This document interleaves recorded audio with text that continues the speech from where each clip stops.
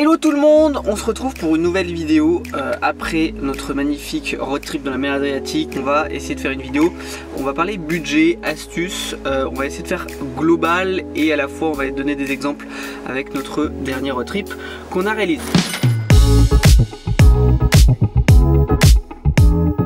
Avant toute chose, qu'il faut savoir, c'est vraiment important, alors c'est dur de définir un budget pour un voyage, notamment en van et pour un road trip en Europe du Sud.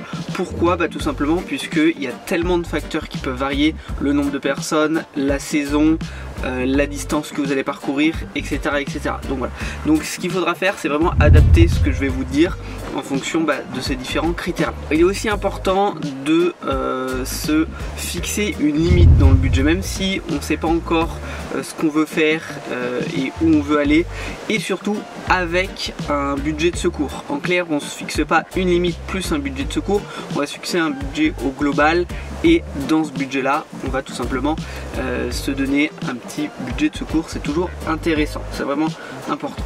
Aussi, deuxième point, c'est avoir des projections qui sont logiques, d'accord? Donc n'allez pas vous dire bon tiens, je pars en Norvège, je mets le même budget que quand je pars en Espagne ou en Italie, d'accord? C'est complètement différent, donc soyez logique et vaut mieux prévoir trop que pas assez, là est le plus important. On commence par la première partie de cette vidéo, les points de vigilance. C'est parti.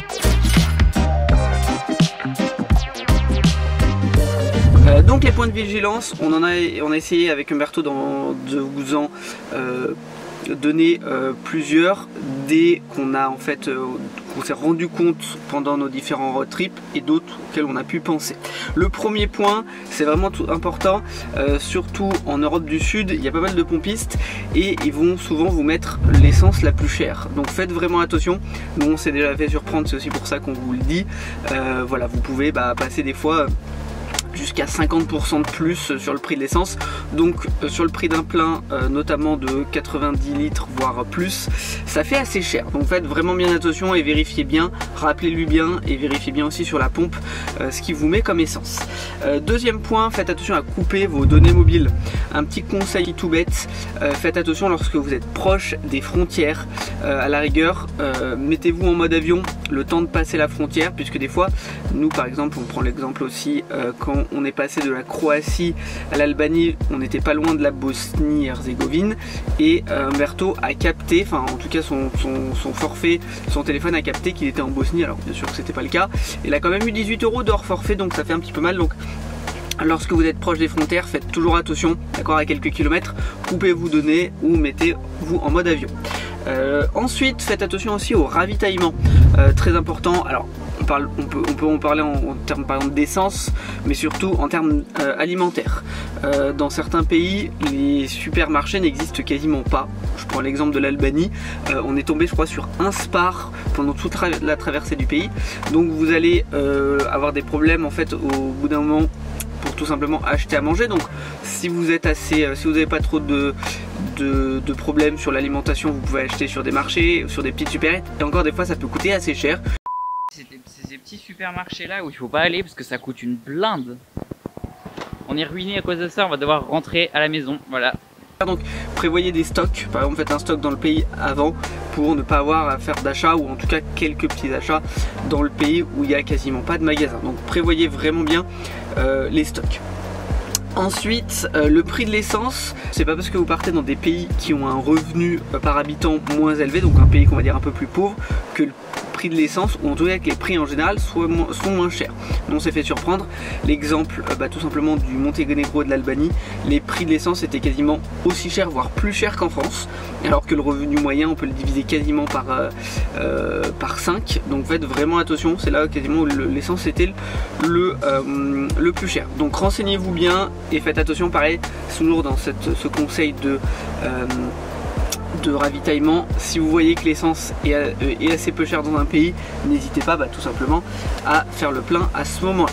Ce qui concerne les activités, le transport, tout ce qui va nécessiter des achats de billets avec des places limitées, surtout je me rappelle toujours assez, mais c'est toujours important, faites attention de bien vous prendre à l'avance, notamment en pleine saison, l'achat des billets de ferry, l'achat des billets pour des musées, des activités, d'accord, notamment dans les lieux très prisés et très touristiques.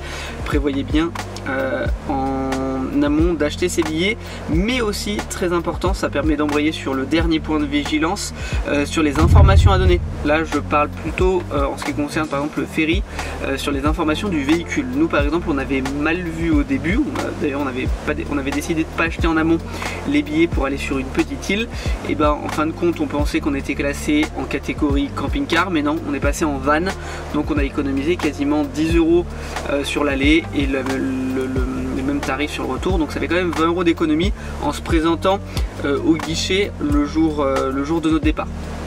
On a pu faire ça aussi puisque tout simplement on était en hors saison. En pleine saison, ne vous risquez pas, ne faites surtout pas ça, prenez bien vos tickets en amont.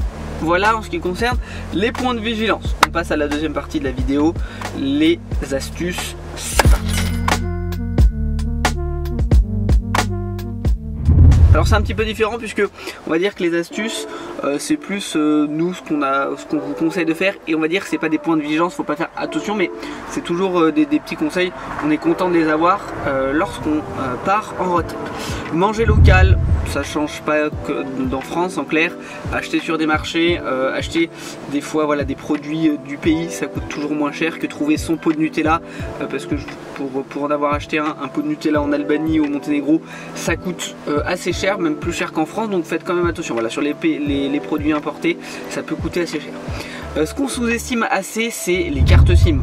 N'hésitez vraiment pas, des fois on se prend la tête en se disant bon bah il faut que j'ai absolument un forfait qui marche dans les autres pays, et des fois en France il coûte extrêmement cher. Moi j'ai quand même un forfait qui permet d'avoir 120 Go d'internet dans l'Union Européenne.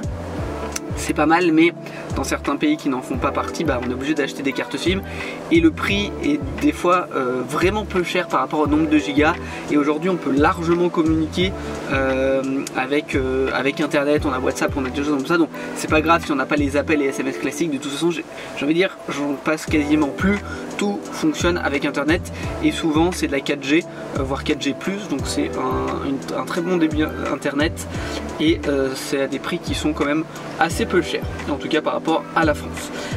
On s'est arrêté au premier petit centre commercial de Monténégro pour chercher de l'internet pour pouvoir faire du montage et tout. Il y a des cartes prépayées, 500 Go les gars, 500 Go 10 balles. Le mieux aussi des fois en ce qui concerne les visites de lieux touristiques, c'est souvent ça le plus important. Des fois c'est plus intéressant de se garer assez loin du lieu et de s'y rendre en transport en commun ou à pied, même si le parking est payant. Pour se sécuriser c'est toujours bien, mais des fois vaut mieux payer un parking qui est par exemple 2 € moins cher à l'heure et prendre un ticket de transport et de s'y rendre, ça coûte moins cher que d'aller trouver un parking qui est central effectivement, mais qui va vous coûter assez cher. Donc faites vraiment attention, et c'est toujours bien de prévoir en amont par exemple des parkings un peu en extérieur. Je donne l'exemple par exemple à Rome, on s'est garé sur parce qu'on voulait de la sécurité, on s'est garé sur un parking d'un bâtiment gouvernemental. Donc là il n'y avait pas trop de risques, il était gratuit, on a trouvé de la place, alors en basse saison je le rappelle, et ensuite on s'est rendu en bus. Franchement, je pense qu'on y a gagné sur tous les points, donc vraiment important, essayez de repérer des parkings assez loin, donc moins chers voire gratuits, qui vous permettent de faire des économies là-dessus. Tout simplement, nous c'est ce qu'on préfère, se rendre, enfin en tout cas voyager, rouler sur des routes sans péage. C'est des fois un peu plus long, des fois non, mais en tout cas c'est souvent beaucoup plus long, mais ça fait tellement économiser. Vous imaginez pas, mais je pense qu'on a économisé bien entre 200 et 300 € de péage minimum sur notre road trip, notre précédent road trip autour de la mer Adriatique.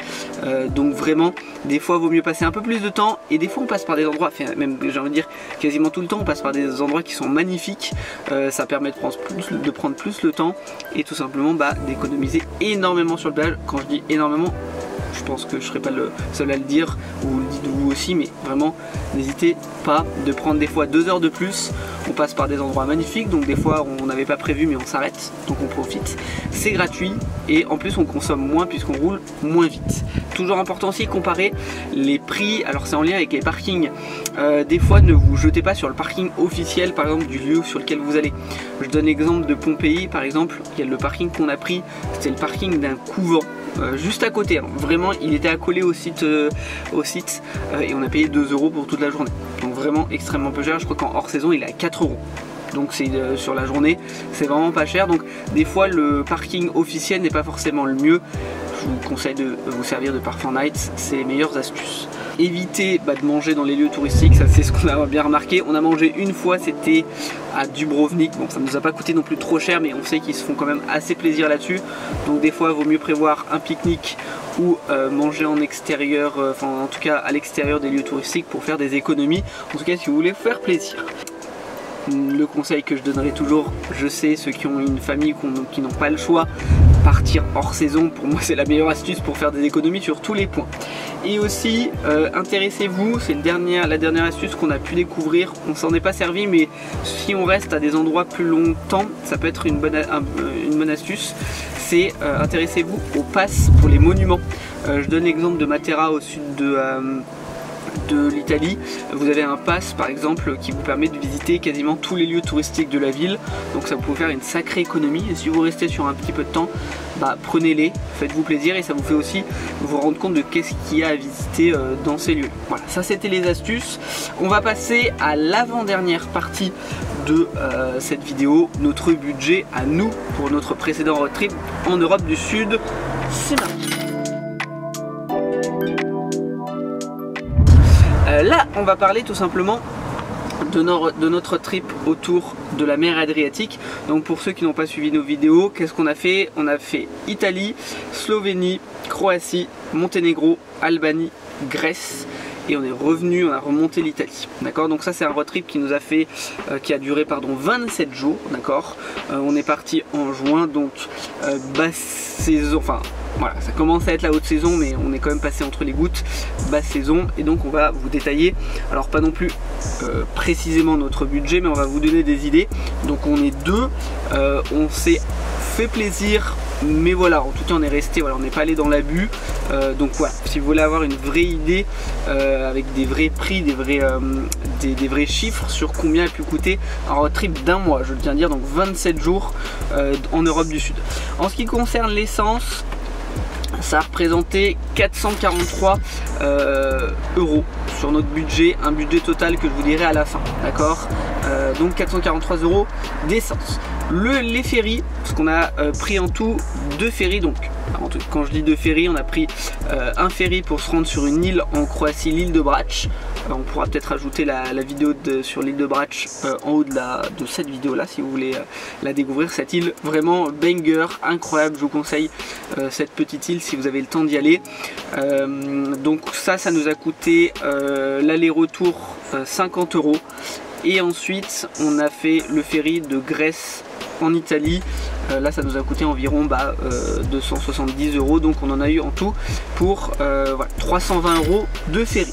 L'alimentation, le point le plus important, 562 €. Donc l'alimentation, ça représente quoi?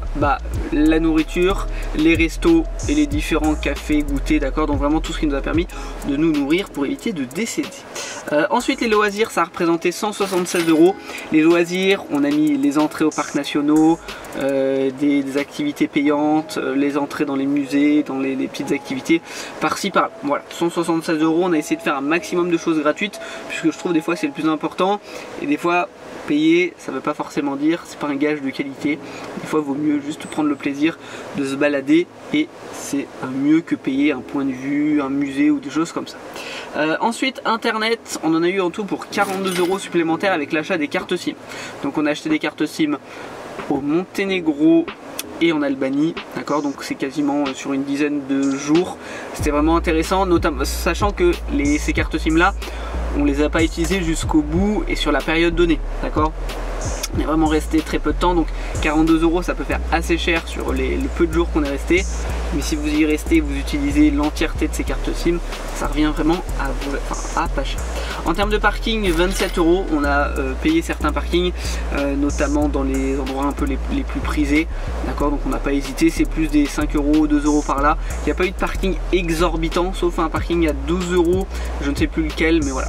Les parkings, vous verrez, c'est à peu près ce prix-là. En basse saison, je sais qu'il y a des fois des prix qui sont augmentés en haute saison. Je vous donne l'exemple de Dubrovnik. Je sais qu'il y a un tarif en basse saison et en haute saison, donc ça peut varier de quelques euros par an. Les péages, on a pris une fois des péages, ça nous a coûté 16 €, c'était au nord de l'Italie pour rentrer en France, puisqu'on avait beaucoup de routes et on voulait gagner un maximum de temps. Donc voilà, quand je vous dis de prendre les routes gratuites, prenez-les un maximum. Péage, si des fois ça pouvait gagner du temps, nous les 16 € pour vous dire, ça nous a divisé le temps de trajet par 2. Donc c'est quand même intéressant. Des fois c'est plus intéressant aussi, mais on sait qu'on perd un petit peu de plaisir, puisque péage on roule plus vite et on apprécie un petit peu moins tout simplement l'endroit, les décors dans lesquels on roule. Et puis ensuite le reste, tout ce qu'on n'a pas englobé, on l'a mis dans autre. Ça nous a représenté 138 €, toutes ces petites dépenses par-ci par-là, pour un budget total de 1723 €. 27 jours à 2 personnes, 4500 km, d'accord, tout compris, 1723 €. Je pense qu'on se rend pas compte, mais pour vous donner un ordre d'idée, c'est un bungalow plus ou moins luxueux dans le sud de la France en plein été, d'accord, juste le prix du bungalow. Nous, c'est l'entièreté de notre voyage. Donc on dit que la van life, franchement, ça peut vous permettre de faire des économies.